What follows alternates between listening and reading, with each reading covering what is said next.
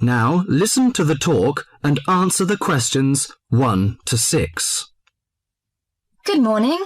Good morning. Can I help you? Yes, I'd like to join the library. We're new to the district, you see. Certainly. Well, all we need is some sort of identification with your name and address on it. Oh dear. We just moved, you see, and everything has my old address. A driving license, perhaps? No, I don't drive. Your husband's would do. Yes, but his license will still have the old address on it. Perhaps you have a letter addressed to you at your new house. No, I'm afraid not. We've only been there a few days, you see, and no one's written to us yet.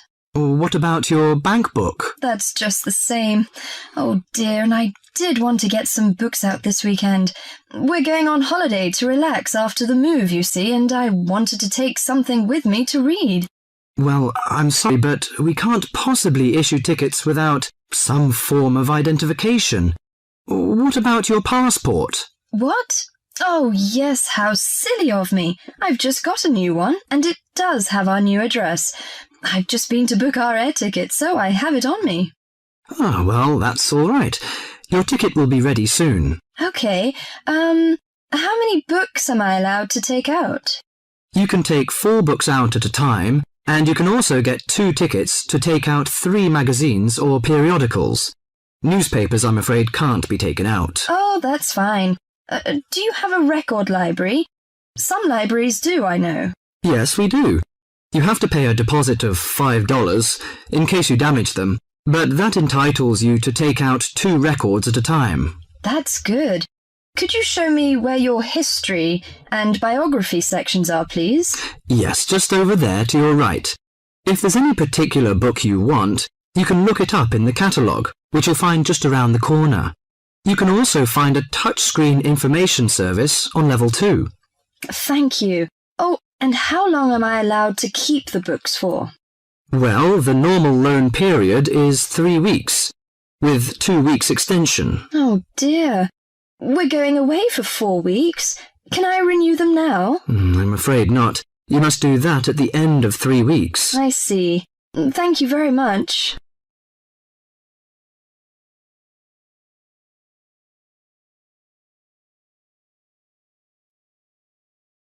Now listen to the talk and answer the questions 7 to 10. Well, let's go into some details. Your name, please, madam? My name is Barbara. The surname is Cooper. It's spelt as Cooper. Fine. And what's your contact number? If we have new books coming, we can contact you in time. Good. You can call me on 723-6518, but it's better after 5 p.m. You know I have to work during the daytime. Do you need the office number? I don't think so. It's enough. Could you tell me the address? I lived in King Road, but of course you need my new address. It's 25 St. Mary Road, Hanwell. That's Hanwell. Is that right? Yes. Do you need the passport number? I just brought it with me. Here you are. Yes, thank you. The number of your passport is G5798-0942. OK, and your ticket is ready. The number is M930123. Thank you. Could I take a look around and check out some books? Of course, as you like.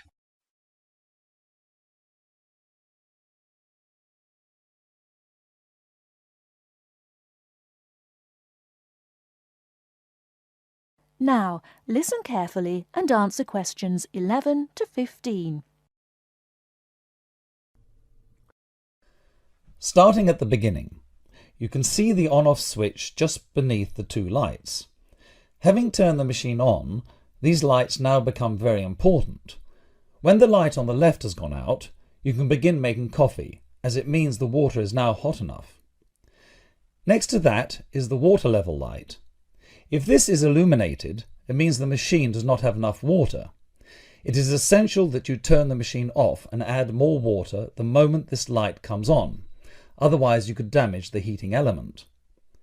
Once you have checked that both the heater light and the water level light are off, make sure the filter holder, that's the part with the handle just under the control panel, is in place. Once you have your cups ready, it is time to press the coffee delivery switch. That's the button just above the filter holder beside the boiler meter. Remember to take a quick look at the meter as it tells you the exact temperature of the water. On both the left and right hand side of the machine, on the same level as the filter holder, you can see the steam pipes used for heating milk. These steam taps need to be cleaned regularly to avoid blocking. And finally, if you do spill any coffee, don't worry. Just make sure that the drainage pipe at the bottom of the machine is leading into a sink or a suitable waste container. As with the steam taps, the drainage pipe needs regular cleaning.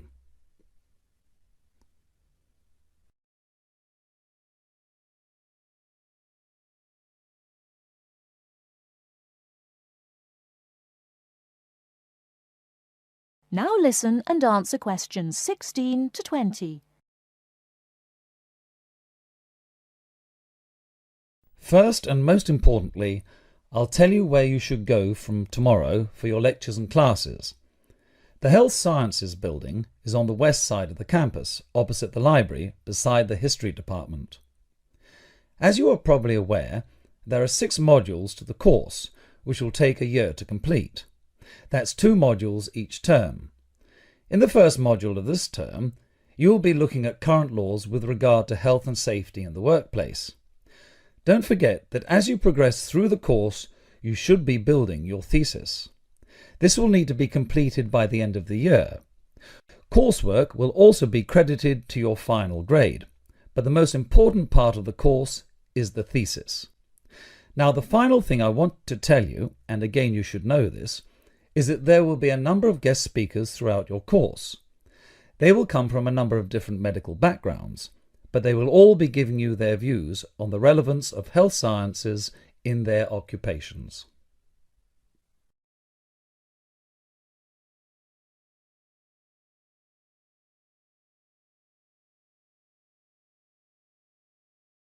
Now listen carefully and answer questions 21 to 26. So, what was it like in your school then, Lynn? Well, South African schools are very different from schools in Australia. For a start, children don't start their schooling until they are 7, quite a bit later than schools in Australia. What about New Zealand, Gail? We're more like Australia. I can't believe children don't go to school until they are 7. When do the parents get any free time? Well, there's still the availability of kindergartens or play schools. It's just that formal education doesn't start until later. I don't think it's such a good idea for children to have to be too academic at such a young age. They should be able to just enjoy themselves. Well, yeah, but the first school children go to isn't really very academic. It's just an opportunity for children to learn a few basic social skills by playing and learning with other children. Yes, I'd agree with that. I guess being so close, Australian and New Zealand schools must be similar then. Well, I suppose they do share a lot of similarities, but there are also some differences. For example, children in New Zealand go through intermediate school, but in Australia there's only high school. That's right, isn't it, Pat? Yeah, I think so. What about South Africa, Lynn? Do you have an intermediate or high school? Oh, high school. And now the difference between Australian and New Zealand education is that although both countries have state schools and private schools, our private schools are very often run by religious groups, whereas New Zealand schools are secular. That's not true. There are quite a few religious schools in New Zealand. Oh, OK, maybe we are similar. Only a few South African schools have any religious connection, so I guess we're different. Most people go to state schools. Pat, is it true that some people from your country don't have to go to school at all? Well, that's partly true. Because of the geography of Australia, there are a lot of children who do not have access to schools, at least on a regular basis. Instead, they have a form of correspondence education, where the lessons are actually on the radio and the students send their work in by post. That way they get a lot of what they would if they were in the classroom, apart from the interaction. In New Zealand, not all students have to go to school either. Some parents have opted for homeschooling. Oh, is that like correspondence teaching? We don't really have that. Well, we do have correspondence schools, but homeschooling is different. With homeschooling, the parents teach the children and set them homework. They have to present a syllabus to their local education authority before they can do that, but it is becoming a more popular choice for some parents. I suppose it also suits parents' own commitments.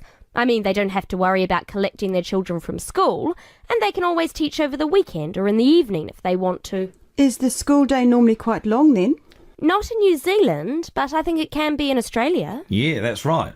I think Australia is unusual in that there are extracurricular activities which you have to go to.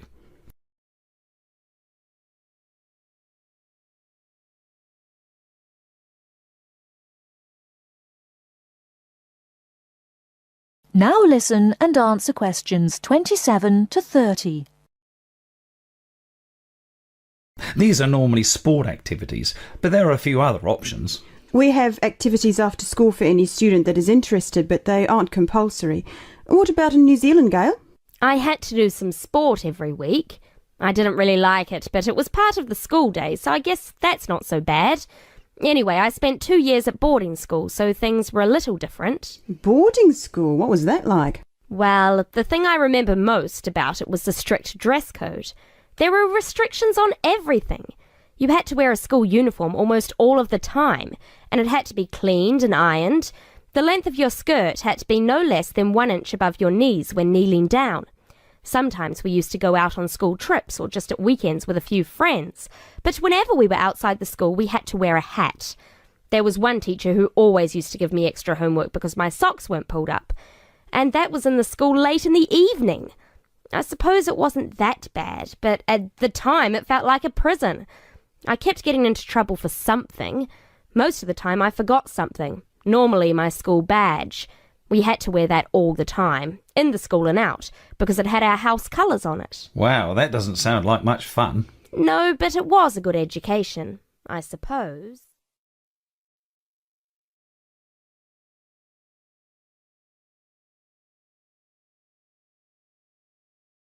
Now listen carefully and answer questions 31 to 40.